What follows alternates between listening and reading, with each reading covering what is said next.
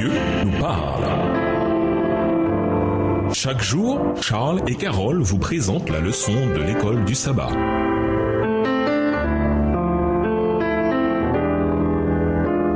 Bienvenue dans votre émission Dieu nous parle. Nous voilà la leçon de jeudi, dans la maladie et dans la richesse. Ésaïe, les chapitres 38 et 39. Les événements d'Ésaïe 38 et 39 de Roi 20 se déroulèrent proche du moment où Dieu délivra Ézéchias de Sennacherib. Bien que la délivrance décrite dans Ésaïe 37, voire également de Roi 19, ne se fût pas encore produite. En effet, Ésaïe 38 et versets 5 et 6 et 2 Rois 20 verset 6 montrent que la menace assyrienne était toujours bien présente. Satan était déterminé à provoquer à la fois la mort d'Ézéchias et la chute de Jérusalem, se disant sans doute qu'une fois Ézéchias neutralisé, ses efforts de réforme s'arrêteraient et la chute de Jérusalem arriverait plus rapidement. Texte tiré du livre The SDA Bible Commentary, le commentaire biblique adventiste, au volume 4 à la page 240.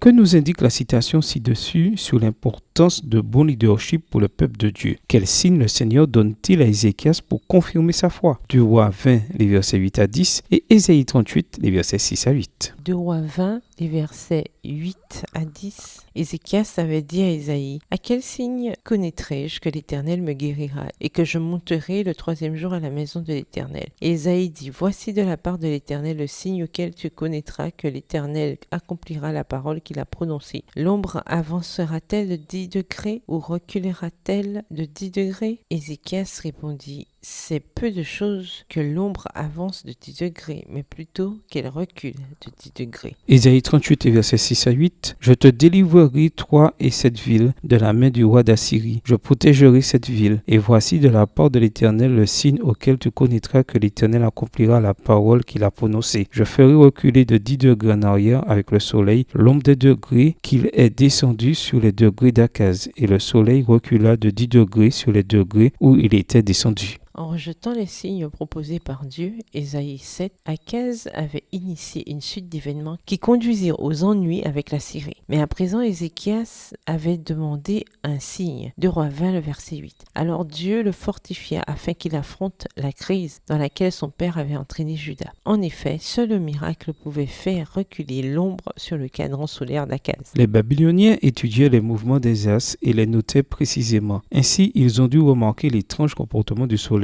et se demander ce que cela signifiait. Ce n'est pas par hasard si le roi Mérodach Baladan envoie des émissaires à ce moment-là. Les Babyloniens avaient entendu parler du lien entre la guérison d'Ézéchias et le signe miraculeux. Nous savons à présent pourquoi Dieu choisit ce signe en particulier. De la même manière qu'il utilisa plus tard l'étoile de Bethléem pour conduire les mages d'Orient, il se servit du déplacement du soleil pour faire venir des messagers de Babylone. C'était une chance unique pour eux d'en apprendre davantage sur le vrai Dieu. Mérodach Baladan passa toute sa carrière à essayer de devenir durablement indépendant de la Syrie. Il avait besoin d'alliés puissants, ce qui explique sa motivation à contacter Ézéchias. Si même le soleil se déplaçait selon le bon vouloir d'Ézéchias, que risquait-il de faire à la Syrie? Comment Ézéchias a-t-il perdu une occasion inespérée de glorifier Dieu et de parler de lui aux Babyloniens? Ésaïe 39. Au lieu de cela, Ézéchias, qui aurait dû témoigner du Seigneur auprès d'eux, les renvoya à sa gloire. Quelle est la leçon pour nous? Au revoir. Et à demain si Dieu veut. Dieu nous parle. Chaque jour, Charles et Carole vous présentent la leçon de l'école du sabbat.